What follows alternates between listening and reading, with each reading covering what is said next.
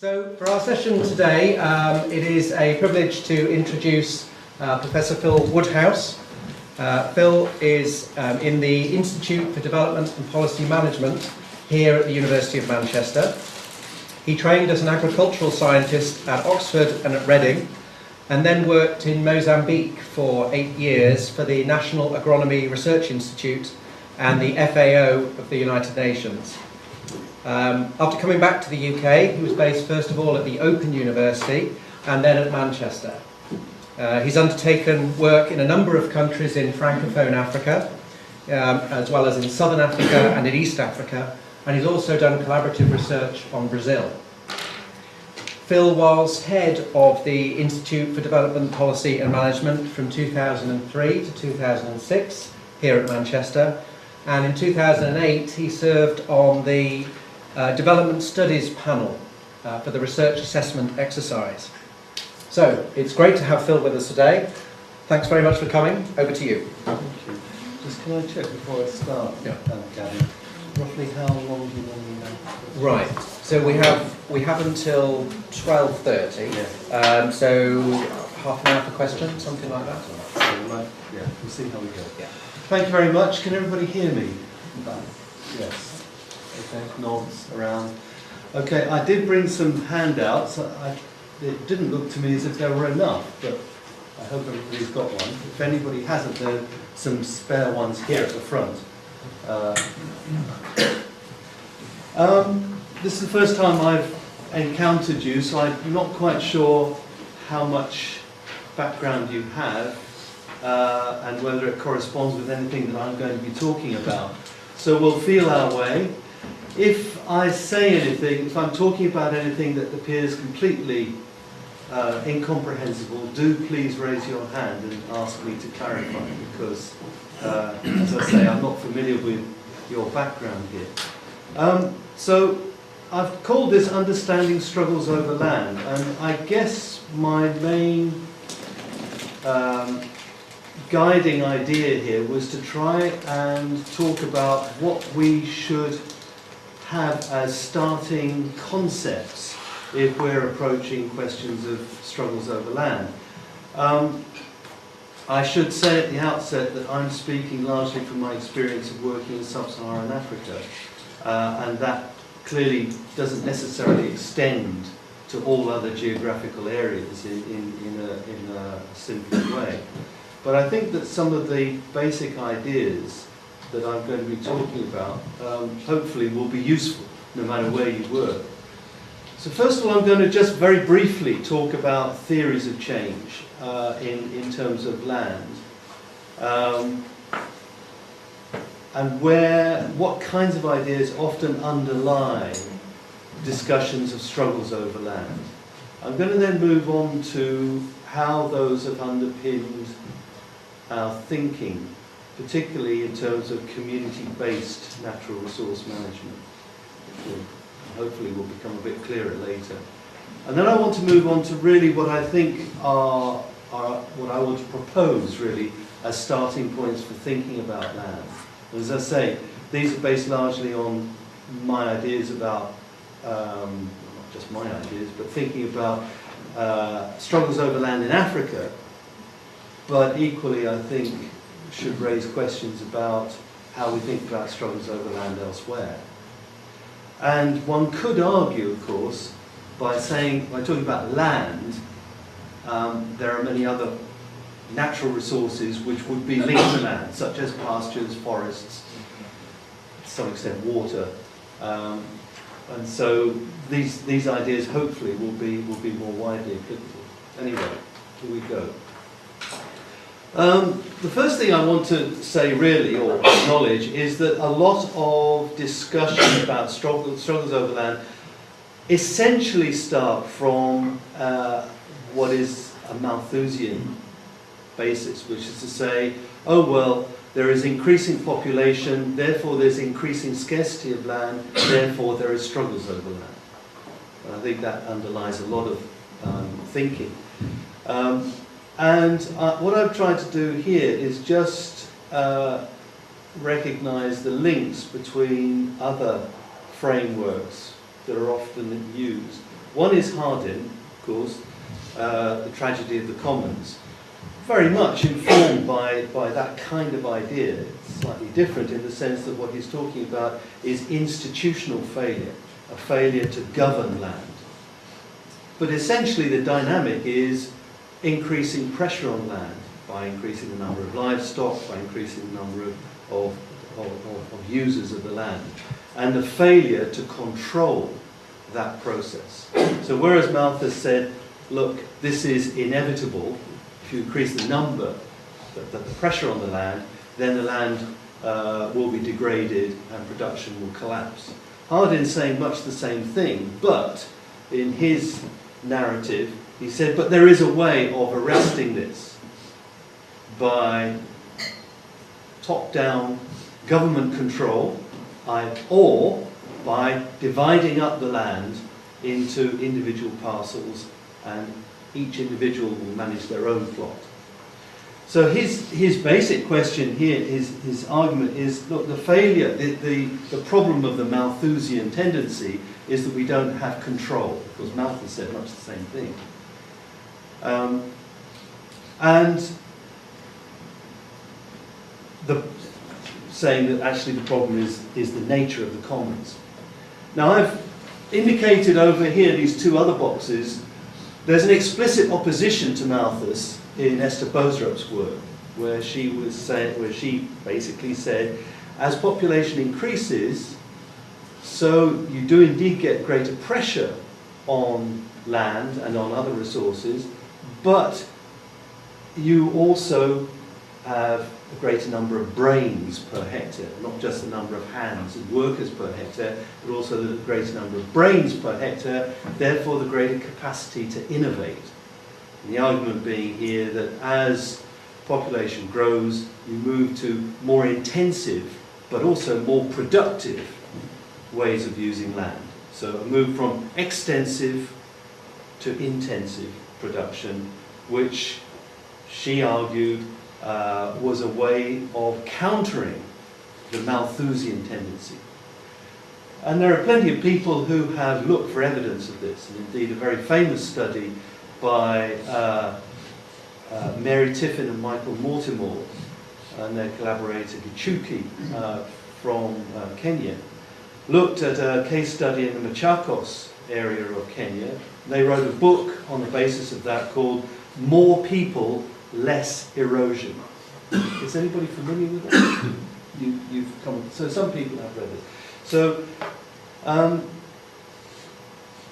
there is this Boserupian thesis has not only generated theoretical interest, but also has generated empirical study, and indeed, arguably, empirical evidence to suggest that indeed increasing population is not associated with an inevitable decline and degradation of land. Now, one could dispute it. One could dispute exactly the findings of Tiffin and Mortimore, and indeed there are other studies in the area which lead to a somewhat more nuanced interpretation of this. And if you want, we can discuss it. But I think it does, to an extent, feed into the question of understanding the processes of socioeconomic differentiation. And one of the arguments I would put really in relation to that particular interpretation is that it tends, as indeed Malthus's work does, tends to see the population as relatively undifferentiated, whereas in practice, processes of changing technology and so forth, increasing productivity, are not, in general, are not equally distributed in the population. And so therefore one tends to get a process of rural differentiation, socioeconomic differentiation. Again, we can discuss that later if you wish. The other box I put in there, it relates to Eleanor Ostrom's work. And her work is more of a counter to Hardin, in which she would say, okay, there is actually an alternative to Hardin's prescription of either top-down management by the state or privatization. And she argued, originally from empirical cases, look, there are examples that one can find empirically of self-governing, sustainable management of commons. The common property notion is not necessarily associated with degradation. And she developed this idea to say under what kind of conditions you might have such self-governing local institutions. Okay, so from these different, rather disparate sources, what I want to really underline is that in the 1990s you have this narrative of, well, this idea of community-based natural resource management. It was very prominent and was advocated as, if you like, a model for the future. How do we achieve sustainability in rural areas where natural resources might be regarded as being at risk? And this drew very much on notions of Boserup and also of Ostrom. So, as I put here, from Boserup you get the idea of local adaptive capacity that can respond to increasing scarcity or increasing pressure on land and such resources. An argument's drawing on Ostrom, which says if you have local control of the commons by local institutions, you can have sustainable long-term management. So these two ideas very much basically feeding into a notion of decentralized local control as being, if you like, the answer. I think this is the important point, is that this is then portrayed, and you can see this, you know, in organizations from the World Bank through to NGOs and IIED, for example, very much in favor of this kind of model. And so you have what I've put here as what I've said is a construction of the community, and a community as a realm not just of sustainable natural resource management, but as a community which is in some way autonomous, has some autonomous existence from the state and the market. And you see this kind of notion very much bound up with the idea of importance of civil society. In Latin America, you can see this kind of conception involved in the idea of social movements, or as somehow creating an alternative to management by state or market. And I would say, you can say similar things about the way customary authority, or traditional authority over land, traditional land rights, customary land rights, were conceptualized in sub-Saharan Africa. And this seen in the sense, so you have IIED in the 1990s arguing for a strengthening of customary rights over land. And this being seen as a way of protecting customary land use, those with customary rights, both from government, in terms of government appropriation of land, and also from the market. So within this kind of thinking, you have a sense of the community as being, let's say, a realm in which sustainable self-management of resources is possible, and by inference, and often by explicit statement, you have the idea that if you have a failure of that system, it's because of external forces. Either the state has interfered and made local management somehow dysfunctional, or you have the incursion of market forces, which has similarly broken down these local managerial arrangements.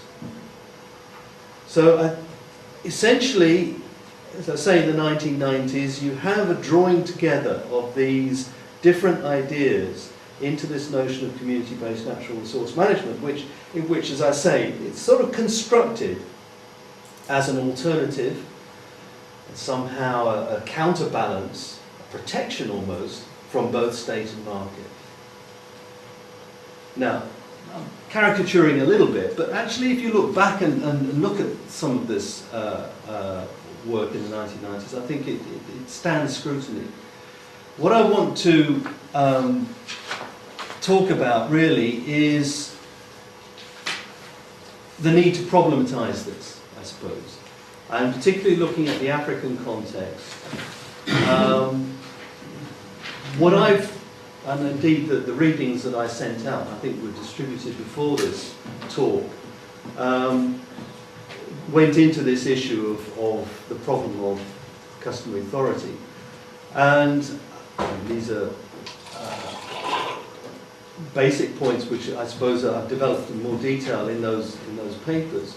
The obvious one is that customary authority, conceptualized as somehow indigenous, is quite problematic in the sense that it's quite clearly reconstituted by colonial administration. And this is widely recognized, but in the discourse of community has tended to be lost. So one has a discourse of community, but you also have discourse of elites. And exactly where the customary authority fits in this is often not clear. So negative effects of chiefs, tribal entities of one kind or another, are generally seen as being due to elite tendencies, whereas positive tend to fit into the notion of community. I would say that you need to, in a sense, open up this question of customary authority and recognise where it comes from. And I think in particular, I would say it's very important to recognise the role of the colonial authorities in defining tribal land as outside the market. In other words, the key, for me, the key role of colonial intervention in African land administration is to make this definition of there's part of land which is available to the market, the land, the realm of land titles and exchange through market relations, and there is that, generally land occupied by Europeans or land in urban areas, for example. But then there's this other area out there, generally in rural areas, which is somehow defined as managed by customary or tribal authorities, which have been defined as such by the state, by the colonial state. But these areas are exempt from the market, cannot be bought and sold. And that was quite clearly a stipulation which one can encounter in the colonial literature. And the point that I would make is that has often been used subsequently, we're talking about the best part of a century later, as saying, well, tribal land has always been outside the market, and that's simply not the case. If you look at the work, for example, of Polly Hill in Ghana, she talks about, she's studied the development of cocoa farming in Ghana, and her account shows quite clearly how land was acquired for cocoa farming. Now this is an indigenous initiative to develop cocoa for an international market. Okay, these were African farmers who saw a market opportunity and they went for it. Okay, in order to do that, they had to transform their production systems and they had to acquire land to grow cocoa. And what did they do? They formed syndicates, and the syndicates approached customary authorities in areas where land wasn't heavily used, and they bought land from those customary authorities or chiefs. And then the syndicate then divided up the land among them, so that each had a portion. There was then a further system of employing individuals to develop the land. Since it's tree crops, it takes time to come into production, so you have to get someone there to look after the young plantation, keep it weeded and so on. And there was a sharecropping arrangement whereby the individual who did that work received a part of the cocoa plantation when it came into production. These were all market relationships, and they were mediated through customary arrangements. Okay, so there's no contradiction in the sense between buying and selling land and customary land administration. The other example I would point to is the work of Colin Bundy in South Africa, his book The Rise and Fall of the South African Peasantry.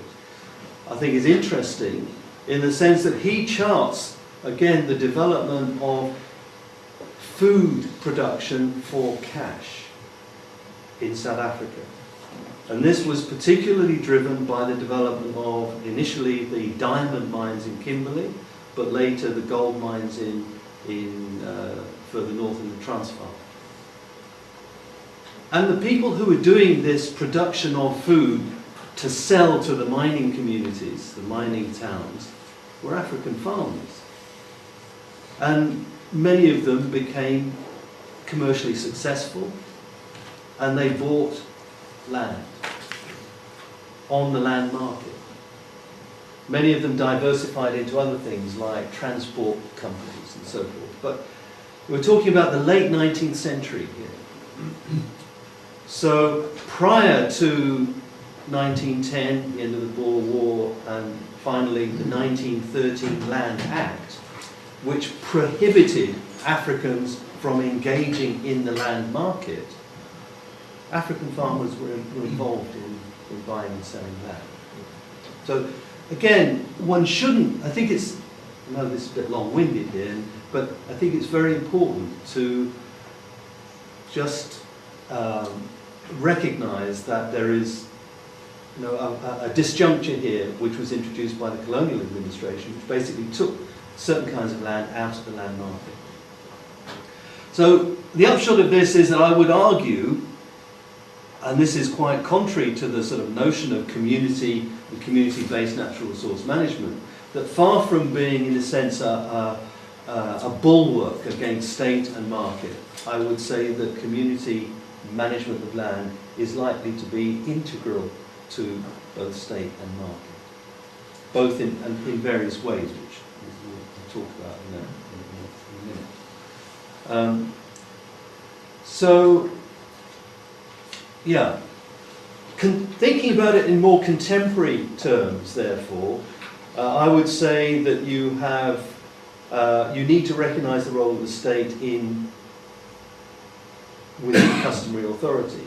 First of all, the fact that the state recognises and indeed designates territorial areas as being controlled by particular customary leaders. This may be in ethnic terms, as in Ghana, for example, where you would have ethnically defined chiefs who in many ways predated the colonial administration but became part of the colonial administration and indeed are part of the Ghanaian state as it stands. They are recognised by the state as having customary authority over land and indeed over people. There are other designations, village land, for example. I mean, in Tanzania you have a notion of villages which are elected bodies, but control land largely under customary arrangements. In other words, people's hold over land is under customary tenure. And there are restrictions, at least nominally, as to how that land can be bought and sold. So again, an incorporation really into the state. You have notions of formalising customary rights through group titles. In Mozambique, for example, communities can apply for a community title to their land. And those communities are, in a sense, self-defining. In many places, often, certainly in Francophone West Africa, you have tax collection functions by village leaders. In Zimbabwe, similarly, the Sabuku, the village headman, was the keeper of the book. The book meaning the book of tax collection. So even the African word for customary officials relates to their tax collection functions. So there is a strong state role in customary authority. And similarly, operation of markets. I think there are a couple of points that I want to make here. One is that within customary access to land, investment has always been the principle for claims over land. Generally, people who claim land, like the strongest claim in customary terms, is who cleared the land. In other words, who invested labour in clearing land for cultivation? Who was the first person to do that? And that, in a sense, is the most fundamental principle of customary rights. Which is one reason why people who are principally livestock herders have problems with land rights in Africa, because they actually never cleared land for cultivation. So their land rights are rather more tenuous in many respects. But other kinds of investments strengthen claims to land. So from the initial cultivation, you then have planting trees. Is an investment which strengthens claims over land. Digging wells for water strengthens claims over land. Once you get up to things like investment in irrigation schemes, water canals and so forth, that is strengthening claim almost to the point of absolute ownership. In a sense, it would be very difficult for somebody to challenge that claim. So I think within custom, you have a very strong economic principle of what constitutes a claim over land. As we'll see, this can lead to a tendency for struggles over land to try and exclude individuals from making such investments.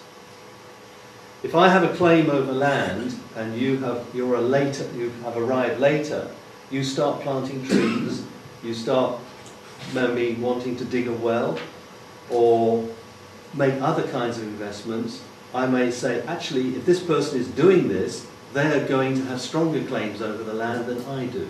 But I was the person who first cleared it. So there's an issue here where investments may be seen as threatening to people who hold land. The other principle which I think is very important to understand is what I've called vernacular land markets. That is to say, sale, rental or sharecropping arrangements. And we'll come on to it in a minute as to the circumstances under which those arise. Why vernacular land markets? Because they don't actually take place within any kind of recognised statutory marketplace. There's no land title recognised as a result of this. These are deals done between people. I hold my rights, I've inherited these rights from my parents, someone else wants to use land. I can allow them to use it under various terms. There are loans, which may or may not involve any kind of monetary transaction. There are what I would call sales. In other words, there is an initial payment which recognises that you have the right to allow me to use this land. You have rental arrangements which are a yearly payment. You have sharecropping, which is part of the crop. I grow a crop, I share it with the land, the person who holds the rights to the land.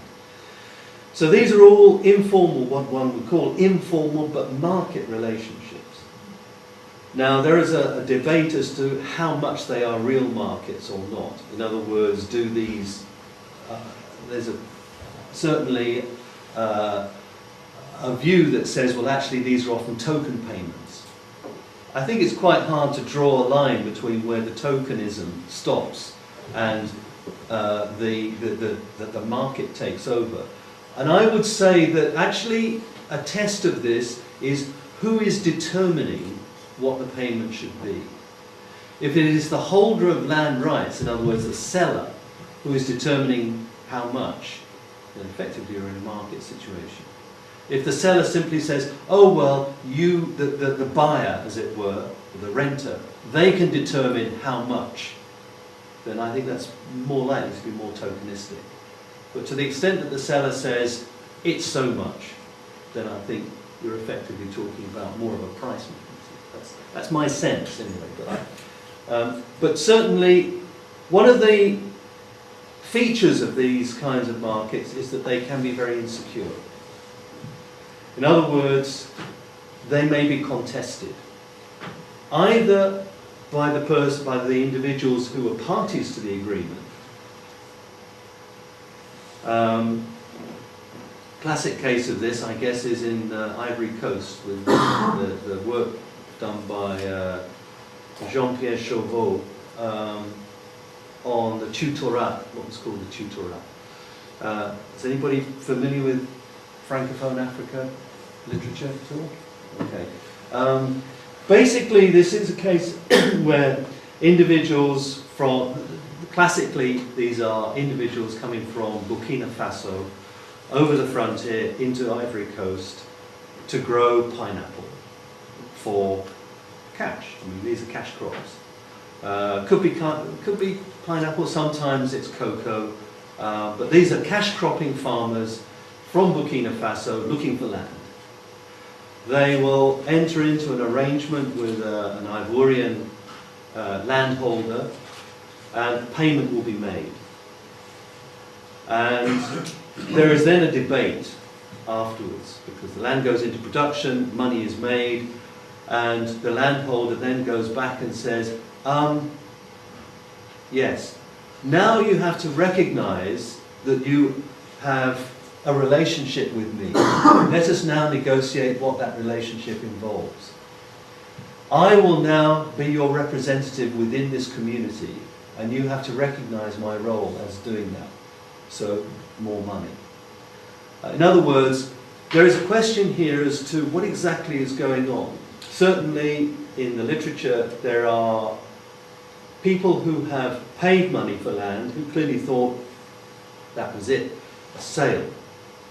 The sale concluded the relationship, which is normally what happens in markets. You make the payment, you conclude the deal. It appears, though, in the tutorat, the payment only begins the relationship, and therefore you have a continuing relationship, much more like a kind of rental arrangement, actually, or a lease. Okay, but there are insecurities about what exactly was agreed, and for that reason, there are tendencies within these kinds of markets for people to try and secure them. And the way that they secure them is through what's often called the petit papier, the little papers, the sale agreements that people draw up and get witnessed. They even take it to the local administrative office to get a stamp put on it. All of this has no basis in law, but these are attempts for people, by people to try and formalise these agreements, try and protect themselves from being having the agreement rejected later on. There are also tensions around this because there is, as we've seen in customary tenure, the notion that land can't be bought or sold. That land has to be distributed within the community or within the immediate lineage of the people who hold land rights. So, members of families or members of communities who feel that they are somehow losing out in terms of access to land may start challenging the fact that somebody's come from Burkina Faso and they're using land and I haven't got land. So there are tensions that arise around this. So the vernacular land markets are certainly marketized transactions, but they're subject to quite serious customary contestation in various ways. And this, I think, is an important element of like some of the struggles that we see over land, particularly in sub-Saharan Africa. Now, so moving on really to talk about what I think it was doing research on land. Therefore, I would point to two basic sets of issues that you need to start looking at. One is what I would call the economic dynamics. And key things here, I think, are, I've just identified two here, I'm sure there are more one can think of, but changing market opportunities. I mean, these are the main key drivers of what shapes what people do with land. Market opportunities such as new roads, water infrastructure, irrigation, these things get constructed and they radically transform the market arrangements. They create new opportunities to sell things, fundamentally. Okay. Other factors, urban and industrial growth. That's where the market is. Agriculture is driven by markets. And the market is urban or industrial growth. I mean, what's going on in northern Mozambique at the moment, for example, you have a huge investment in coal mining going on. This is going to create one and possibly two new railway lines, a new port, possibly a new airport. Huge amount of investment going on. One of the effects of that is that there is a big change in the nature of the consumer market. And one can see growth of things like chicken consumption. Now, I mean, that may sound very mundane, and arguably you could say, okay, well, that'll just be a matter of imports of Brazilian frozen chicken, which after all is pretty cheap. Except that the Mozambican government has imposed certain restrictions, like chicken can't be imported into Mozambique beyond a certain date from slaughter, to prevent out-of-date dumping, which was going on. And as a consequence of those kinds of protections, and degree of tariff protection as well, what you have is a big boost to domestic poultry production. And there are entrepreneurs involved who are taking up that opportunity. Well, you might say, well, okay, that's just chicken production. But what does chicken need? It needs ration. What does ration involve? It involves maize, but it also involves soybean. Now, soybean, historically, has always been imported from Argentina. But prices have suddenly gone very high ever since 2007, 2008. Prices have gone through the roof. Partly, well, anyway, they have.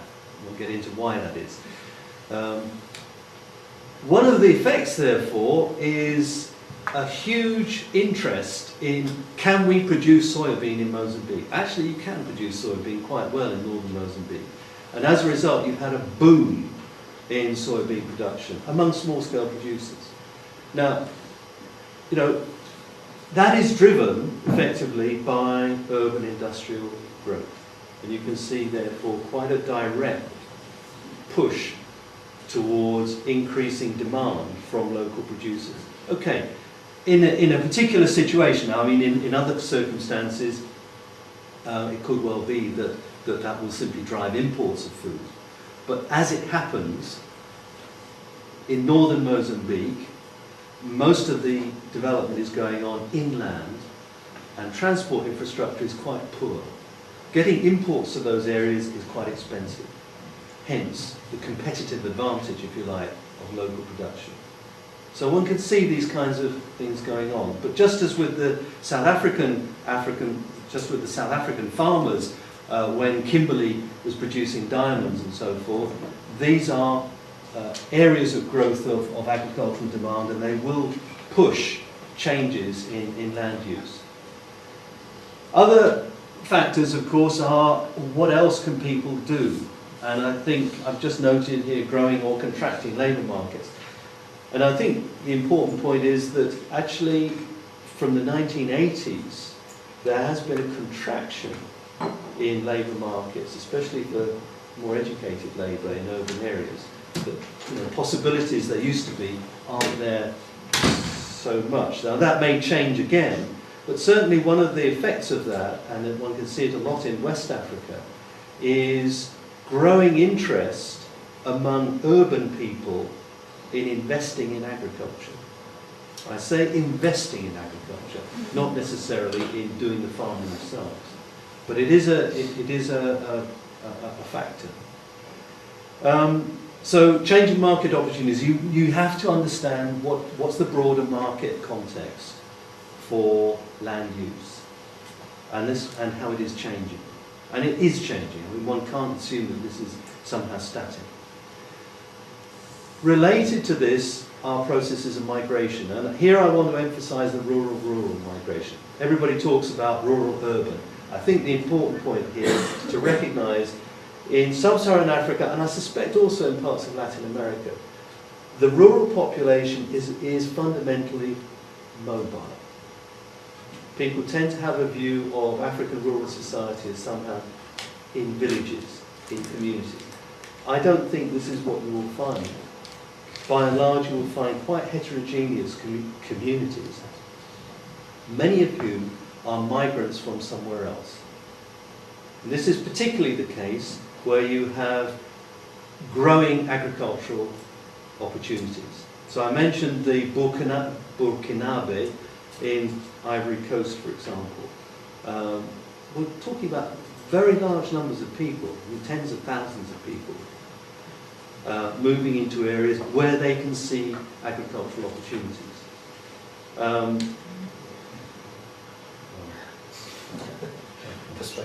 Postpone.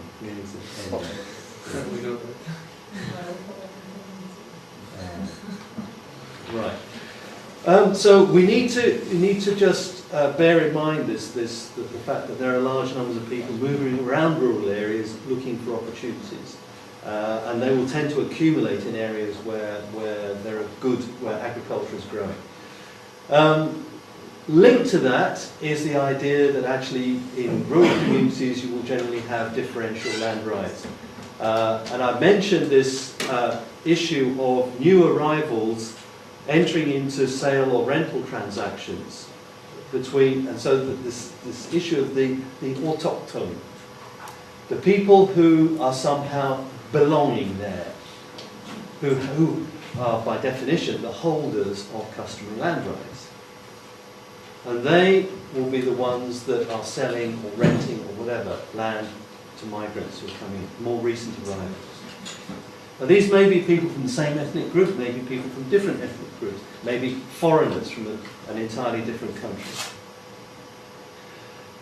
But I think, therefore, when you look at rural communities and you're thinking about land rights, one of the things that you need to start with is an assumption that they will be quite differentiated within the people who live in a village. And that will be a matter of historical settlement patterns. And because it's differentiated, you can expect various kinds of relationships between different families or different groups over land.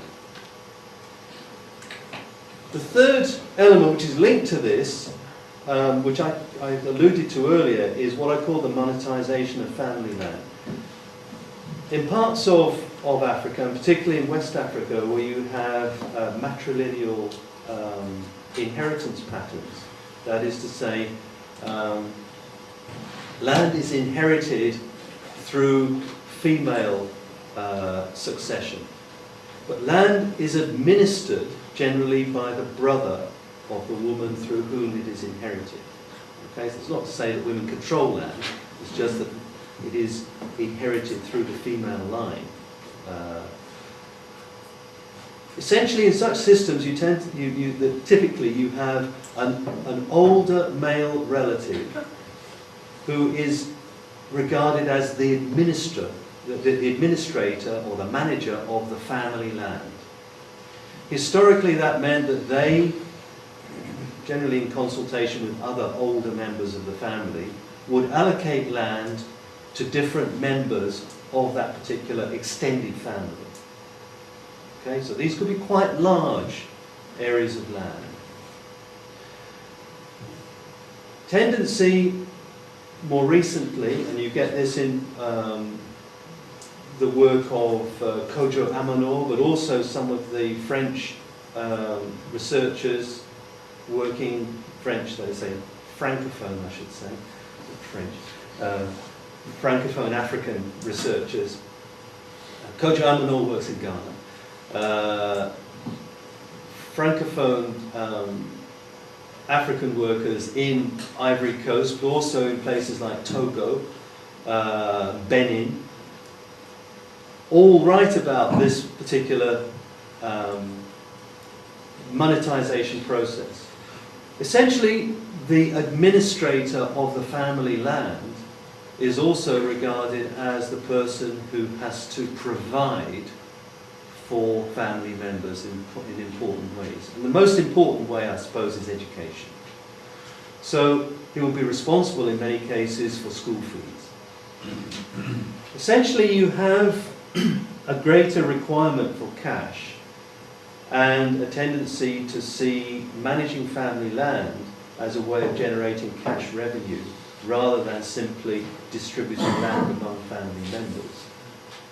And a tendency, therefore, for family land to be allocated according to its, let's say, to maximize cash revenue. That means increasingly feeding into into rental or sharecropping arrangements with foreigners or outsiders. In other words, non-family members. Kojo Amanor talks about the problem of junior members of families who are looking to gain access to have their rights to family land and being basically told by their uncle, whoever's administering the land, well, how much are you going to generate from it? Why should I give you this land if I can get someone else to pay me so much per year? If you can do that, fine, you can have the land, but then you're paying me rent. Okay, so a monetization of the relationships over the land within kinship groups. And this is certainly a source of tension. There's a paper by Ivorian researcher Kwame, who published a paper in Africa about 2 years ago, which talks about the conversion of these intra-family tensions over land into inter-ethnic conflict. In other words, younger members of families who felt themselves being excluded because land was being preferentially rented to Burkinabe in Ivory Coast, organized themselves to effectively run the Burkinabe out of town. They said, these people are taking our land, so therefore we will organize to expel them. And this was part of the spark behind some of this inter-ethnic struggle in Ivory Coast. So this is certainly a source of tension. So these are economic tendencies. I'll conclude really with what I call political dynamics. And this is really about what are the political arguments over land. I mean, I think one, and this relates clearly to what I've just been talking about, is the notion of ethnic land rights. How much are land rights ethnically determined? And obviously in terms of custom, that is very largely the case, versus people are using the land. And one finds this quite explicitly, particularly in West Africa, where you have these quite highly developed rental arrangements.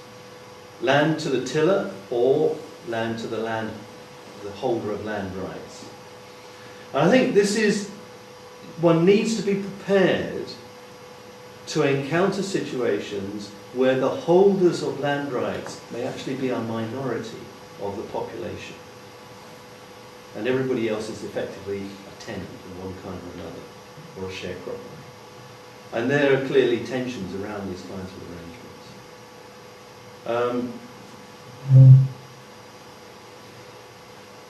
The other another major political dynamic is really coming from, and I haven't talked about this much, from the notion of governments who wish to develop agriculture from a national development point of view. This is associated with the so-called land grab, which has had a lot of attention recently, where there are arguments about whether agricultural development will be best pursued by existing small-scale producers or by bringing in foreign investment, large-scale investment to develop agriculture using investment in things like irrigation and mechanization and so forth. And part of there's an important political dynamic here, which is, on the one hand, pro-modernization. You find it very, very deeply entrenched in many African countries, the idea that the only way we are going to develop is to modernize. Modernize means big farming, means capital investment. Where are we going to get the capital? Well, we can't get loans from anybody anymore, so bring in private investors. Since structural adjustment, no African government's going to get investment from major projects. Well, very few anyway. I mean, there's a limit to how much state can borrow money. So private investors are an obvious alternative. And since private investors, since agricultural commodity prices started to go up since 2007, in general, agriculture is seen now as a way of making money, which it wasn't. So, you know, just a decade or so back, when commodity prices were basically going down. Now, high commodity prices, relatively volatile, could go up even more. People are piling into agricultural investment. Not just in Africa, I mean, Eastern Europe, in Latin America, Indonesia, places like that. So suddenly there is money around. And African governments say, fine, this is what we need in order to develop our agriculture. Small-scale producers have had their opportunity and they haven't delivered. Lots of discourse around, yes, there are people there, but land is underutilized. Things like that. So there's a very strong political dynamic around that. But I think it's very important for all the emphasis on foreign investors. One has to be very clear that it is the state that is driving this process of foreign investment, the local African state. I think if one emphasizes too much the role of foreign investment, then one loses the sense of where this initiative is coming from. One can see this very, very strongly in places like Ethiopia, for example, where this is an explicit government drive to bring in investment to develop what it calls underutilized areas. And I suppose underlying this, which I think is important to investigate, is what actually are the political visions, if you like, about what rural development should be. Now, I find it quite strange that there is not much discussion about this. There's a lot that is implicit. And I think one of the problems for the politics of land is that there is a great difficulty about discussing change. What should rural areas in Africa, say, look like? Should they be communities of small-scale producers? Should they be areas of large-scale productive agriculture? This is a very politically volatile situation, and you throw in additionally questions of who belongs, who owns the land, who should have rights to the land. Typically these may be ethnically identified rights, and it becomes quite problematic. But I think one of the features of a lot of discussion about land in Africa is that it really doesn't address in any explicit way how governments, or indeed how people, think rural areas should look like in the future. I'm going to leave it there, I think. and see what we Okay, thanks very Talk much, about. Phil. Thank you. plot. So his basic question here, his argument is, look, the failure, the problem of the Malthusian tendency is that we don't have control, because Malthus said much the same thing. And saying that actually the problem is the nature of the commons. Now I've indicated over here these two other boxes. There's an explicit opposition to Malthus in Esther Bostrup's work, where she basically said, as population increases, so you do indeed get greater pressure on land and on other resources, but you also have a greater number of brains per hectare, not just the number of hands and workers per hectare, but also the greater number of brains per hectare, therefore the greater capacity to innovate. And the argument being here that as population grows, you move to more intensive, but also more productive ways of using land. So a move from extensive to intensive production, which she argued was a way of countering the Malthusian tendency. And there are plenty of people who have looked for evidence of this, and indeed a very famous study by Mary Tiffin. Yes, okay, nods around. Okay, I did bring some handouts. It didn't look to me as if there were enough, but I hope everybody's got one. If anybody hasn't, there are some spare ones here at the front. This is the first time I've encountered you, so I'm not quite sure how much background you have and whether it corresponds with anything that I'm going to be talking about. So we'll feel our way.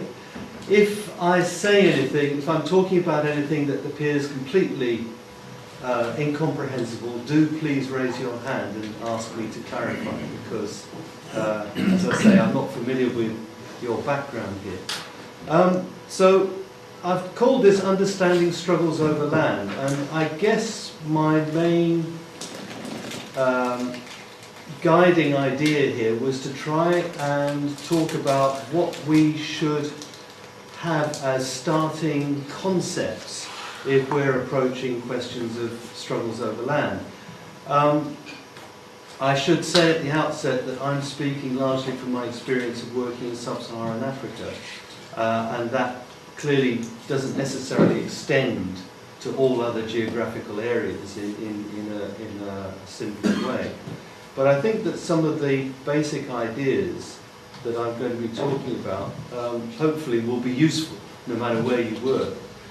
So first of all, I'm going to just very briefly talk about theories of change in terms of land,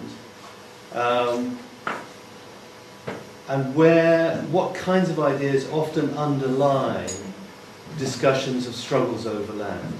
I'm going to then move on to how those have underpinned our thinking, particularly in terms of community-based natural resource management, which hopefully will become a bit clearer later. And then I want to move on to really what I think are what I want to propose really as starting points for thinking about land. And as I say, these are based largely on my ideas about, not just my ideas, but thinking about struggles over land in Africa, but equally I think should raise questions about how we think about struggles over land elsewhere. And one could argue, of course, by talking about land, there are many other natural resources which would be linked to land, such as pastures, forests, to some extent water. And so these ideas hopefully will be more widely applicable. Anyway, here we go. The first thing I want to say really, or acknowledge, is that a lot of discussion about struggles over land essentially start from what is a Malthusian basis, which is to say, oh well, there is increasing population, therefore there's increasing scarcity of land, therefore there is struggles over land. And I think that underlies a lot of thinking. And what I've tried to do here is just recognise the links between other frameworks that are often used. One is Hardin, of course, the tragedy of the commons, very much informed by that kind of idea. It's slightly different in the sense that what he's talking about is institutional failure, a failure to govern land.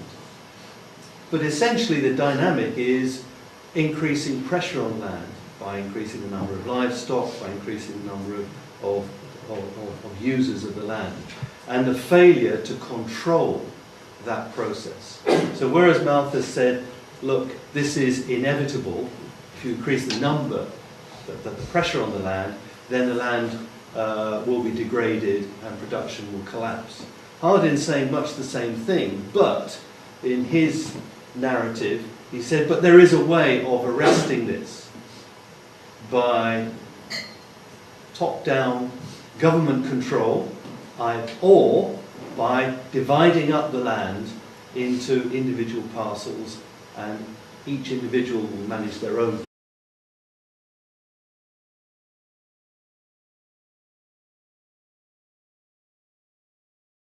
So for our session today, it is a privilege to introduce Professor Phil Woodhouse.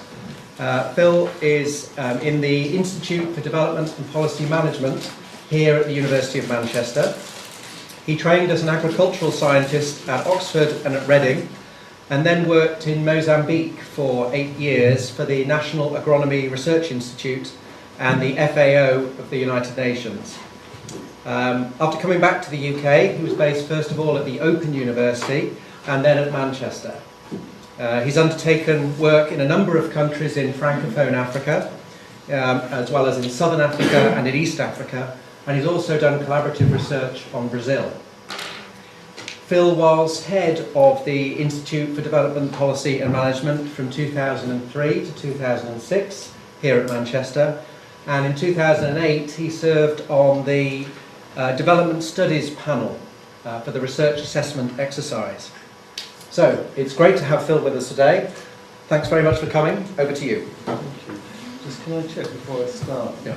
Gavin, roughly how long do you normally have? Right. So we have until 12:30.